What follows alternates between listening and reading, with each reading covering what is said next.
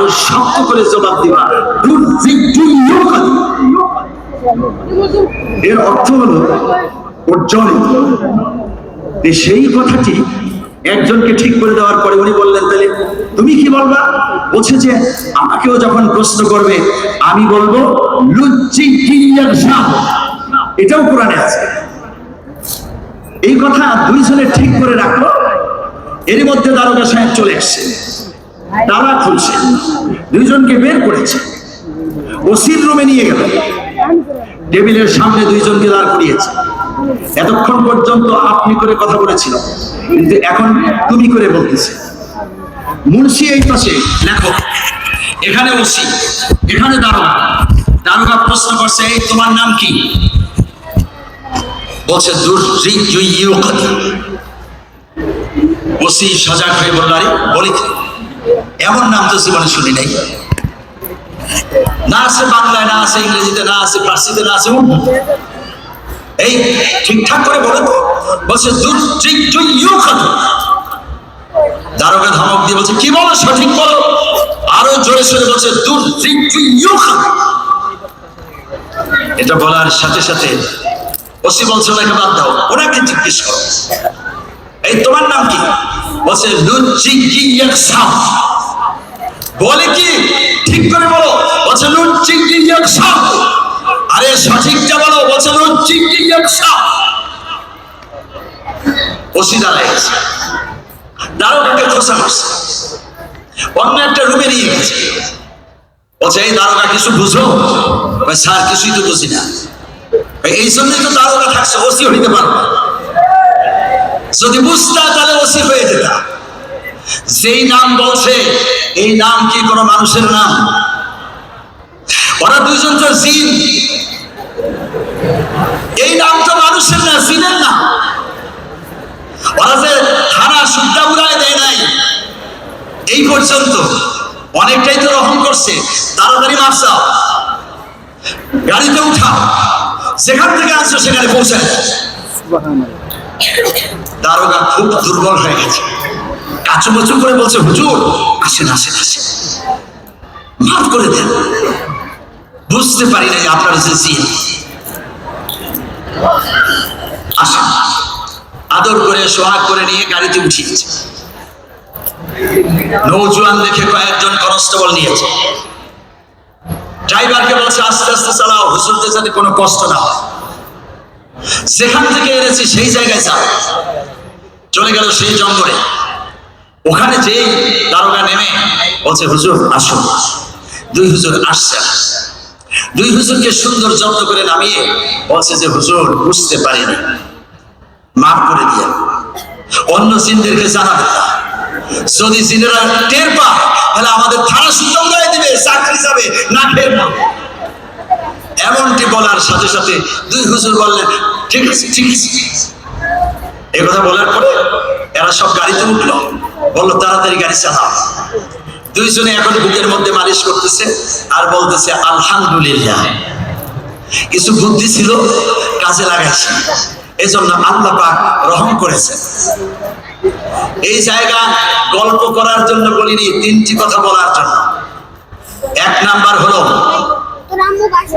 জিন শুনলেই ভয় পেতে হয় না, জিনেরাও আল্লাহর সৃষ্টি। এখান থেকে একটি জিনিস পেয়েছি, বুদ্ধি কাজে লাগাতে হয়। দুনিয়ার জ্ঞান তো থাকবে, আখিরাতের জ্ঞানও থাকবে। এই দুটির সমন্বয়, মিল চলবে, ফ্যাক্টরি চলবে, জীবন চলবে, দেশ চলবে। এমন হবে যারা ঠিক বুদ্ধি দিয়ে এখানে ওসি থেকে, পুলিশ থেকে, মামলা থেকে, জেল জরিমানা থেকে পার পেয়ে গেল। তারা পার করে দিয়েছেন কে? বুদ্ধি রাখতে হয়। দুই নম্বর শিক্ষা, ঐক্য। দুইজন আগে যখন কথা বলেছিল, কথা একটু এলোমেলো হয়েছিল, এইবার দুইজন ঐক্যবদ্ধ হয়েছে। দুইজনেই যা বলবো একটাই বলবে। দুইজনের ঐক্যে শেষ পর্যন্ত পুলিশ মাফ চাইতে বাধ্য হলো, এদেরকে জিন মনে করতে বাধ্য হলো এবং থানা সুদ্ধা কেঁপে উঠলো। আজও বাংলাদেশ বাংলাদেশে যদি সমস্ত মানুষ ঐক্য থাকতো, বিশ্বে যদি মুসলমান ঐক্যবদ্ধ থাকতো, সারা দুনিয়ার কাফেররা অবশ্যই মুসলমানের ভয় পেয়ে যেত। আল্লাহ যেন ঐক্যবদ্ধ থাকার তাওফিক দান করেন বলি আমিন। 3 নম্বর হলো কোরআন। সম্মানিত বন্ধুগণ, সেই কোরআন থেকে বয়ান শুরু করেছি। এই কোরআনের মাত্র 2টা শব্দ দুইজনে ঠিক করে নিয়েছেন, ওই শব্দের উপরে অটল থেকেছেন। আর সেই অটল থাকার কারণে ওসি ভয় পেয়ে গেল, দারোগা ভয় পেয়ে গেল, জেল হবে, জুলুম হবে, জরিমানা হবে, অত্যাচার হবে। এই সকল কিছুতে যত ধরনের বিপদ ছিল, কোরআনের উপরে অটল থাকার কারণে বিপদ থেকে তাদেরকে যেমন মুক্ত করে দিয়েছে, আজও যদি মুসলিম উম্মাহ কোরআনকে বক্ষে ধারণ করে কোরআনের সৈনিক হয়ে জীবন কাটাতে পারে, তাহলে সারা বিশ্বে মুসলমানের শ্রেষ্ঠ অবস্থায় থাকবে। আল্লাহ রাব্বুল আলামিন কোরআনের ছাত্র হওয়ার তৌফিক দান করুন, আমিন। কোরআনের সৈনিক হওয়ার তৌফিক দান করুন, আমিন। এখন জিনের কথা শুনে ভয় আছে কলিজায়? মাশাআল্লাহ, আলহামদুলিল্লাহ। আমার বন্ধুগণ, সূরা জিন থেকে 2খানা আয়াত পড়েছি। 2খানা আয়াতের তাফসীর 2 ঘন্টায় করা যাবে না, 200 ঘন্টায় করা যাবে না। সারাটি জীবন শেষ হয়ে যাবে, 2 আয়াতের তাফসীর শেষ হবে না। কিয়ামত হয়ে যাবে, কিয়ামত হয়ে যাবে, কোরআনে একটি শব্দের ব্যাখ্যা শেষ করা যাবে না। আমার বন্ধুগণ, সেই 2খানা আয়াত থেকে ছোট্ট একটা অংশ আমি ঠিক করে নিলাম। কুরআনান আজাবা, বিস্ময়কর কোরআন। এই কোরআন যে বিস্ময়, এর উপরে আমি কিছু কথা আপনাদেরকে শোনাবো, কিন্তু তার আগে আমার সাথে আপনারা করুন। বিসমিল্লাহির রহমানির রহিম। কুল উহিয়া ইলাইয়া আন্নাহু ইসতামা'a নাফারুম মিনাল জিন فقالوا إنا سمعنا قرآنا عجبا। আপনাদের বুঝতে কষ্ট হচ্ছে? কোরআন পড়লে লাভ না লস? কেমন লাভ? অনেক লাভ। আমার বন্ধুগণ, আল্লাহ রাব্বুল আলামিনের কোরআন, আল্লাহর কোন বান্দা যদি একটি অক্ষর পড়েন, সাথে সাথে আল্লাহ রাব্বুল আলামিন 10খানা নেকি দান করেন। একই অক্ষর যদি আল্লাহর কোন বান্দা নামাজের মধ্যে তেলাওয়াত করেন, আল্লাহ রাব্বুল আলামিন নামাজের বরকতে 100 নেকি দান করেন। একই অক্ষর যদি আল্লাহর কোন বান্দা রমজান শরীফে তেলাওয়াত করেন, রমাদান কারীমের বরকতে আল্লাহ রাব্বুল আলামিন 7000 নেকি দান করে। একই অক্ষর যদি আল্লাহর কোন বান্দা মক্কা শরীফে যে তেলাওয়াত করেন, আল্লাহ রাব্বুল আলামিন মক্কা শরীফের বরকতে 10 লক্ষ নেকি দান করে। আরো জোরে সুবহানাল্লাহ, আরো আস্তে সুবহানাল্লাহ। ও আস্তে বললে জোরে হয়। চিংড়ি মাছের মতো, চিংড়ি মাছ সামনে দৌড়ায় যত বেশি, পিছনে দৌড়ায় তার চেয়ে বেশি। জীবন্ত চিংড়ি আপনারা দেখেননি? দেখেছেন? চিংড়ি মাছ যদি পানির মধ্যে ছেড়ে দেন, দেখবেন যে সামনে যত বেশি, পিছনে তার চেয়ে বেশি।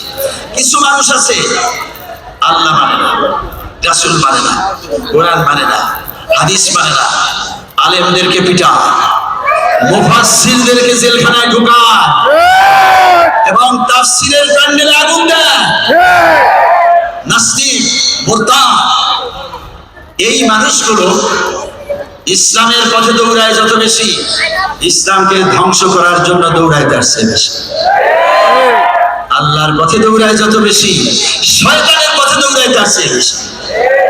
জান্নাতের পথে দৌড়ায় যত বেশি, জাহান্নামের পথে দৌড়ায় তার চেয়ে বেশি। আপনারা তো সেরকম না, উল্টা না। তাহলে আস্তে বললে জোরে হবে না জোরে বললে জোরে হবে?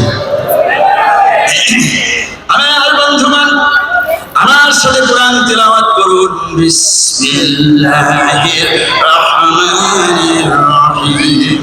কুল উহিয়া ইলাইয়া أنه استمع نفر من الجن فقالوا إنا سمعنا قرآنا عجبا يهدي إلى الرشد فآمنا به ولن نشرك بربنا أحدا রাসূলুল্লাহ সাল্লাল্লাহু আলাইহি ওয়াসাল্লাম যখন বিপদের পরে বিপদ, দুঃখের পরে দুঃখ, দুনিয়াতে আগমনের পূর্বেই বাবা হারিয়েছেন, 6 বছরে মা হারিয়েছেন, 8 বছর বয়সে দাদা হারিয়েছেন, কিছুদিন পরে চাচাকেও হারালেন, স্ত্রী খাদিজাতুল কুবরা রাদিয়াল্লাহু তাআলা আনহা তিনিও মারা গেলেন। সাহাবায়ে কেরাম শহীদ হতে থাকলেন। রাসূলুল্লাহ সাল্লাল্লাহু আলাইহি ওয়াসাল্লাম বারবার আহত হয়েছেন, আক্রান্ত হয়েছেন। একটি পর্যায়ে আল্লাহর হাবিব সাল্লাল্লাহু আলাইহি ওয়াসাল্লাম ঘর থেকে বেরিয়ে গেলেন। দূরে মিসফারা, বাম পাশে মাকবারাতুল মুআলা, ডান পাশে কিছু বাড়িঘর দূরে, মাঝখানে আজকে যে সুন্দর মসজিদ রয়েছে মসজিদুল জিন, এই মসজিদটি সেখানে ছিল না। রাসূলুল্লাহ সাল্লাল্লাহু আলাইহি ওয়াসাল্লাম এই জায়গায় বালুর উপরে, মাটির উপরে বসে পড়লেন। মনের দুঃখে তিনি কোরআন তেলাওয়াত শুরু করে দিলেন। কোরআন চলতেছে চলতেছে, রাসূলুল্লাহর চক্ষু থেকে পানি নির্গত হচ্ছে। রাসূলুল্লাহ করুণ কাতর কণ্ঠে যখন কোরআন তেলাওয়াত করতেছেন, সেই সময় 7টি জিন উপর দিয়ে উড়ে যাচ্ছিল। পবিত্র কোরআনের তেলাওয়াত শুনে আস্তে করে তারা নেমে গেল। মানুষের আকৃতিতে তারা রাসূলুল্লাহর চারিদিকে বসে পড়ল। আল্লাহর হাবিব সাল্লাল্লাহু আলাইহি ওয়াসাল্লাম তেলাওয়াত চালিয়ে যাচ্ছেন। বেশ কিছু সময় পর্যন্ত শোনার পরে 7 জন জিন রাসূলকে বলেছে, হে যুবক, তোমার কি পরিচয়? আর তুমি যে তেলাওয়াত করতেছো কিসের তেলাওয়াত? আল্লাহর হাবিব সাল্লাল্লাহু আলাইহি ওয়াসাল্লাম বললেন, আমার নাম মুহাম্মদ ইবনে আব্দুল্লাহ, আর আমি রাসূলুল্লাহ। আর যে বস্তুর কোরআন তেলাওয়াত করতেছি এটা কোনো কবির বাণী না, কোনো দার্শনিকের বাণী না, কোনো জাদুকরের বাণী না, এটা হলো তামাম জাহানের মালিক আল্লাহ রাব্বুল আলামিনের কোরআন। এমনটি বলেই রাসূলুল্লাহ আবার তেলাওয়াত শুরু করে দিলেন। 7 জন জিন মানুষের আকৃতিতে শুনতেই থাকলেন। একটি পর্যায়ে আল্লাহর হাবিব সাল্লাল্লাহু আলাইহি ওয়াসাল্লামকে বললেন, ইয়া রাসূলুল্লাহ, ইয়া হাবিবাল্লাহ সাল্লাল্লাহু আলাইহি ওয়াসাল্লাম, দয়া করে আপনার তেলাওয়াতটা একটু থামিয়ে দিন। আমরা অনেকদিন পর্যন্ত শুনেছি রাসূলুল্লাহ দুনিয়াতে এসেছেন, কিন্তু দেখা নসিব হয়নি। কোরআন নাযিল হয়েছে শুনেছি, কিন্তু কোরআন শোনাও আমাদের নসিব হয়নি। আজ এই রাত্রিতে আপনার নূরের চেহারা দেখেছি, কোরআন তেলাওয়াত শুনেছি, এর চেয়ে খুশি আকাশের নিচে জমিনের উপরে আর হয় না।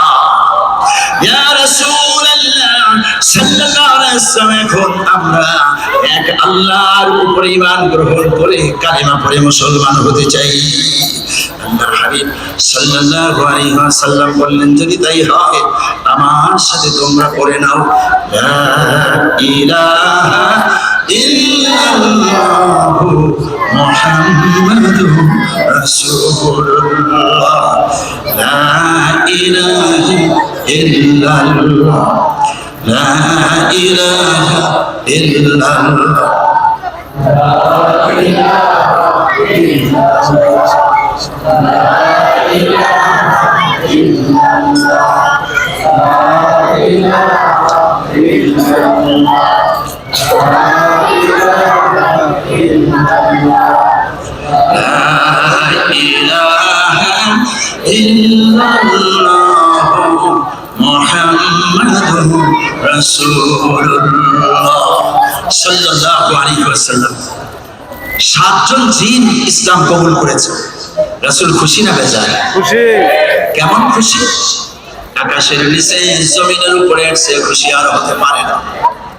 আল্লাহর হাবিব সাল্লাল্লাহু আলাইহি ওয়াসাল্লাম সিজদায় পড়ে গেলেন, চোখের পানি ছেড়ে দিয়ে আল্লাহর শুকরিয়া আদায় করে বললেন, হে রব্বুল আলামিন, আপনি নবুয়তের মিশন দিয়ে আমাকে পাঠিয়েছেন, কিন্তু মানুষেরা ইসলাম কবুল করবে না। এজন্য আমি অনেক কষ্টের মধ্যে ছিলাম। এবার বুঝতে পারলাম মানুষ ইসলাম কবুল না করলেও জিনেরা ইসলাম কবুল করবে, মাছেরা গাছেরা ইসলাম কবুল করবে, ইসলামের মিশন থেমে যাবে না। সাতজন জিন রাসূলুল্লাহর কাছে বিদায় সালাম আরজ করে চলে গেলেন। জিন জগতের মধ্যে হাজির হলেন, অন্য সব জিনদেরকে জানিয়ে দিলেন, ও জিন বন্ধুরা, তোমরা শুনে নাও, বহুদিন পর্যন্ত বিশ্বনবীর নাম শুনেছি, দেখা নসিব হয়নি। কোরআন নাযিল হয়েছে শুনেছি, শোনা নসিব হয়নি। আজ রাসূলুল্লাহকে দেখেছি, কোরআন শুনেছি, আর প্রকণ্ঠে ঘোষণা করেছি এক আল্লাহর সাথে অন্য কোনো বস্তুকে শরীক করব না। কোরআনের মতো এমন সুন্দর এই পৃথিবীতে আর হতে পারে না। রাসূলুল্লাহর নূরের চেহারা চাঁদ সূর্য সব হার মানাবে, এই চেহারার চেয়ে সুন্দর চেহারা এই জগতে আর নাই। আমরা ইসলাম কবুল করেছি, তোমরা যদি চাও ইসলাম কবুল করার জন্য হাজির হয়ে যাও। এখানে সাতজন জিন কি কাজ করেছে? ঈমান গ্রহণ করেছে, অন্যদেরকে আবার ঈমানের দাওয়াত দিয়েছে। আলহামদুলিল্লাহ বলেন। আমরা এখানে সবাই ঈমান গ্রহণ করছি না করি নাই? আমাদের দায়িত্ব অন্যদেরকে ঈমানের পথে দাওয়াত দেওয়া। রাজি না রাজি? সম্মানিত বন্ধুগণ, আমরা তো ঈমানদার। বুকে হাত দিয়ে একজন বলতে পারবেন যে ওমরের মতো ঈমানদার? ঠিক আছে, ওমরের মতো হতে পারলাম না, শাহজালাল, শাহপরান, শাহ আমানত, হাজী শরীয়তুল্লাহ রহমাতুল্লাহ আলাইহির মতো ঈমানদার বলা যাবে? ঈমান আমাদের আছে, সেটা 20%, 30%, 40, 50 থাকতে পারে, কিন্তু 100% ঈমান আমাদের নাই। আমরা 100% চাই না। শাহজালাল রহমাতুল্লাহ আলাইহি গৌর গোবিন্দের সাথে যুদ্ধ শেষে রওনা করলেন সিলেট শহরে। সামনে পড়ে গেল সুরমা নদী। পার হওয়ার জন্য সি বোট নাই, নৌকা নাই, কি করে ওপার যাই? শাহজালাল রহমাতুল্লাহ আলাইহির হাতের মধ্যে ছিল জায়নামাজ। তিনি পানির মধ্যে জায়নামাজ বিছায় দিলেন, জায়নামাজের উপরে দাঁড়িয়ে গেলেন, মুহূর্তে এপার থেকে ওপার চলে গেলেন।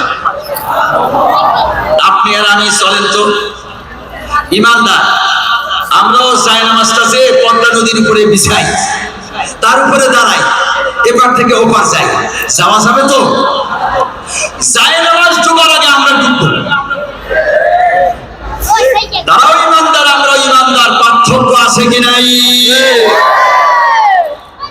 সুফি বাহাউদ্দিন রহমাতুল্লাহ আলাইহি মক্কা শরীফে, মদিনা শরীফে ইবাদত করে বাংলাদেশে কালেমার ঝান্ডা উঁচু করার জন্য রওনা করেছে। সামনে পড়ে গেল লোহিত সাগর। পার হওয়ার জন্য জাহাজ নাই, স্টিমার নাই, সি বোট নাই, কি করে ওপার যাই? ওনার কাছে ছিল লোটা, সেখান থেকে একটু পানি দিয়ে ওযু করলেন, 2 রাকাত নফল নামাজ পড়লেন।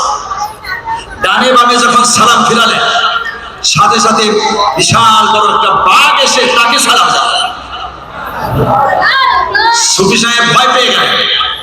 সাথে সাথে উপর থেকে আওয়াজ আসলো, লা তাখাফ ইন্নাল্লাহা মা, no afraid, Allah with you. ভয় পেও না, চিন্তা করো না, আল্লাহ তোমার সাথে আছে। সুফি সাহেব স্থির হলেন, বাঘ শুয়ে পড়লেন। মুখের ইশারায় বাঘটা বলল যে আপনি আমার পিঠের উপরে বসুন। সুফি সাহেব পিঠের উপরে বসে গেলেন। বাঘটা সোজা হয়ে দাঁড়ায়, হাঁটা শুরু করে দিল। হাতি যেমন মাহুত দিয়ে হাঁটে, বাঘ সেরকম সুফি সাহেব নিয়ে হাঁটে। হাতি হাঁটে স্থল পথ দিয়ে, আর বাঘ হাঁটা শুরু করে দিল লোহিত সাগরের পানির উপর দিয়ে। আল্লাহু আকবার বলি, আল্লাহু আকবার। আস্তে বলি, আল্লাহু আকবার। এই যে আস্তে বললে জোরে হয় কেন? আল্লাহু আকবার, আল্লাহু আকবার, লিল্লাহি তাকবীর, আল্লাহু আকবার। মাশাআল্লাহ। সম্মানিত বন্ধুগণ, এজন্য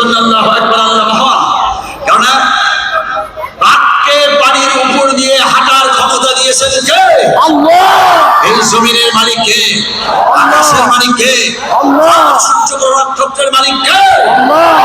অতএব বাঘের বাবাও সাধ্য নাই সুফি সাহেবকে খাইতে পারে।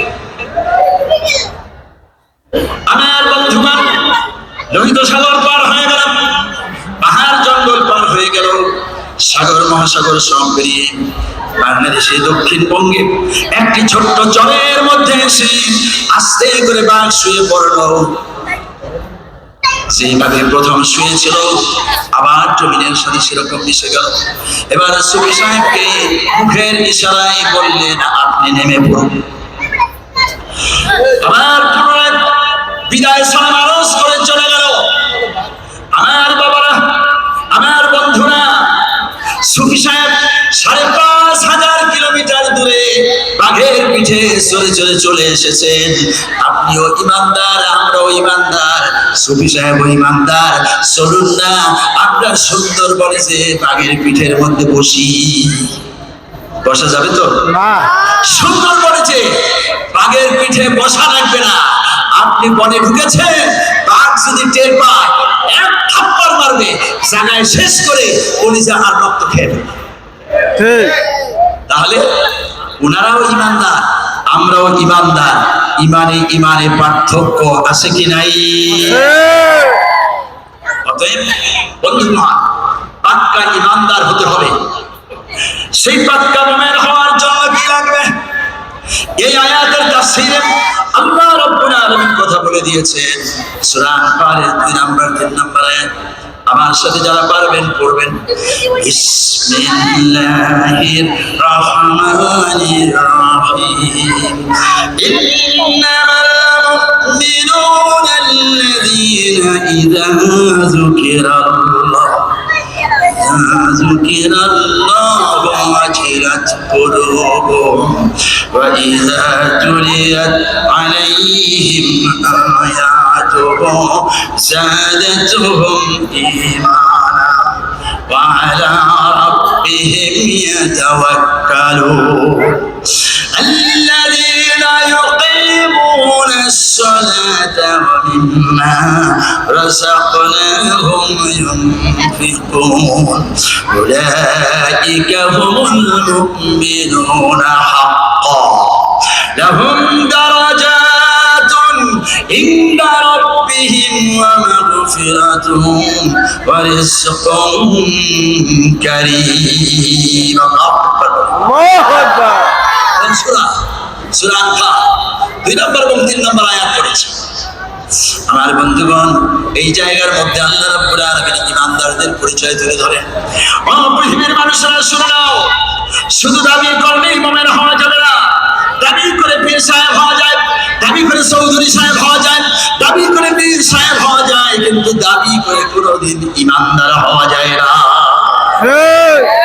ইঞ্জিনিয়ার হওয়ার জন্য যেমন বুয়েটে পড়তে হয়, একজন ডাক্তার হওয়ার জন্য মেডিকেল সায়েন্সে যেমন পড়তে হয়, ইমানদার হওয়ার জন্য ইমানের খাতায় নাম লেখাতে হয়।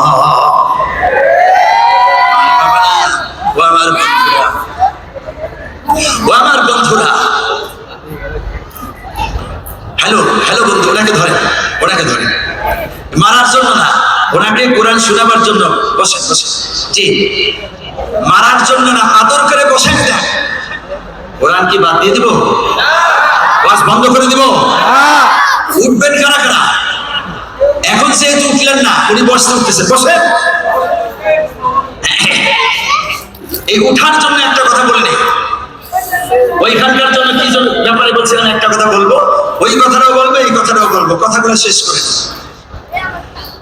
ঢাকা থেকে সাদো বাস যাবে মানিকগঞ্জ, প্যাসেঞ্জার ভরা, চলছে বাস উড়ন্ত গতিতে, দুরন্ত বেগে।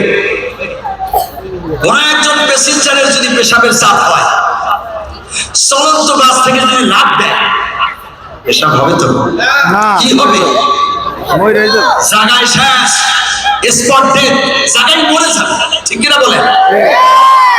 চলন্ত বাস থেকে লাফ দিলে অবস্থা হয় যেমন, চলন্ত তাফসীর থেকে হুটহাট করে উঠে গেলে অবস্থা হবে তেমন। তাই বলে কি উঠা যাবে না? উঠা যাবে। সেটা একটা সিস্টেম আছে। ড্রাইভার, হেল্পার, কন্ট্রাক্টর, সুপারভাইজারকে বলতে হবে ভাই উপায় নাই, হাই প্রেসার লো ডাউনে চাপ দিয়েছে, আমি এখন টিকতে পারি না, বাস থামাও, আমাকে নামাও। তখন ড্রাইভার বলবে যে আপনি একটু থামেন। তখন ধামরাই স্টেশনে বাস থামাবে, ওনাকে নামাবে আর বলবে আপনার কাজটা আপনি সেরে আসুন। তখন যদি সে কোনো একটা নীরব জায়গায় যে কাজ সেরে আসে, মানে পেশাব করে আসে, এইবার বাসও ঠিক, প্যাসেঞ্জারও ঠিক, ড্রাইভারও ঠিক, কন্ট্রাক্টরও ঠিক, সবাই ঠিক, ঠিক কিনা বলেন? ঠিক তদ্রূপভাবে এই তাফসীরেরও স্টেশন পাওয়া যাবে, স্টেশন বুঝে যাওয়া যাবে, হুটহাট করে যাওয়া যাবে না। আপনারা কি যাবেন? একজন উঠলে সেই উঠাটা আদবের খেলাফ হবে। কেমন হবে? এই যে বলছিলাম প্রথমে একটা কথা বলবো, সেই কথাটা এখন বলতে চাই। আমার বন্ধুগণ, সেটাও কোরআনের আয়াত, ৬২ নম্বর সূরা, সূরাতুল জুমার ৯ নম্বর আয়াতের মধ্যে আল্লাহ রাব্বুল আলামিন কথা বলেছেন, পড়ুন, ইয়া আইয়ুহাল্লাযীনা আমানু ইযা নুদিয়া লিস-সালাতি মিন ইয়াউমিল জুমআতি ফাসআউ ইলা যিকরিল্লাহ فاسعوا إلى ذكر الله وذروا البيع ذلكم خير لكم إن كنتم تعلمون। আমার বন্ধুগণ, এই আয়াত সূরা জুমার ৯ নম্বর আয়াত নাযিল হলো। রাসূলুল্লাহ সাল্লাল্লাহু আলাইহি ওয়াসাল্লাম ছিলেন মক্কায়। আল্লাহর হাবিব সাল্লাল্লাহু আলাইহি ওয়াসাল্লাম আয়াত নাযিল হওয়ার পরেই জুমার নামাজ ফরজ হয়ে গেল, তা বুঝতে পারলেন। আল্লাহ রাব্বুল আলামিন ডেকে বলছেন, হে মুমিনগণ, যখন জুমার নামাজের আহ্বান জানানো হবে, আযান হয়ে যাবে, দুনিয়ার কাজ বন্ধ করে দাও, ব্যবসা বাণিজ্য বন্ধ করে দাও, দ্রুত মসজিদ মানে ছুটে যাও, অধিক পরিমাণে জিকির করো, এর মধ্যে রয়েছে কল্যাণ যদি তোমরা বুঝতে পারো। 3টা পয়েন্ট আপনাদের কাছে বলি, মনে রাখবেন। 1 নাম্বার হলো সূরা জিনের তাফসীর শুরু করেছি, ওখান থেকেই টেনে টেনে আবার ভিন্ন ভিন্ন কথা চলে আসছে। সেই কথায় আমি চলে এসেছিলাম মুমিনের বৈশিষ্ট্য বলতে যে সূরা আনফাল, এখান থেকে আবার চলে গেলাম সূরাতুল জুমা। আর একটা কথা মনে রাখবেন, আবু জেহেলের বিয়ের দাওয়াত। এই 4টে পয়েন্ট আমি মনে রাখবো, আপনাদের